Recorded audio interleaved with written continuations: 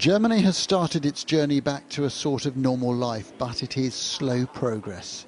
Here in Düsseldorf, schools will open for a couple of year groups, limited numbers, temperature checks, disinfected rooms. So 0 multiplied by 3 over 13. At this international school, they've already welcomed back a handful of students, but they know the next step will be much more demanding. We've set up the social distancing. We've kept the 2 meters, not 1.5 meters, 2 meters separation, and we have fixed all of the signs to reinforce the social distancing. It's going to be hugely challenging for children coming back after months of not seeing their peers except virtually, but I think we will manage it. Some students have already said they won't be coming in.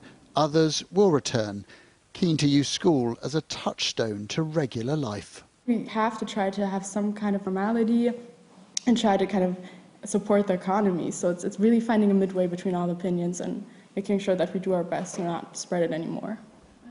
For parents, at least for the parents of children returning to the classroom, this also feels like a milestone in the story of this virus.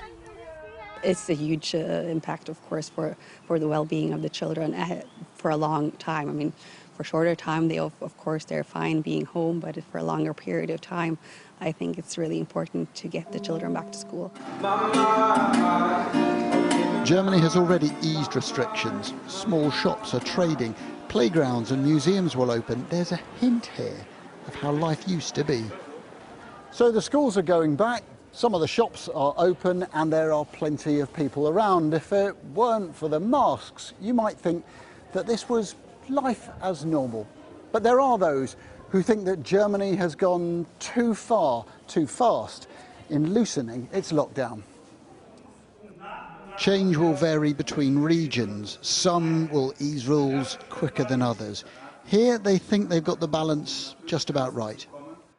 We have declining numbers, and I believe it's important because Germany doesn't just consist of students, but also economic and social structure. It's important we think of how we can return step by step to a normality, but while adhering to rules about hygiene. The fear is of the unknown, of what will happen in Germany and beyond when countries relax their rules.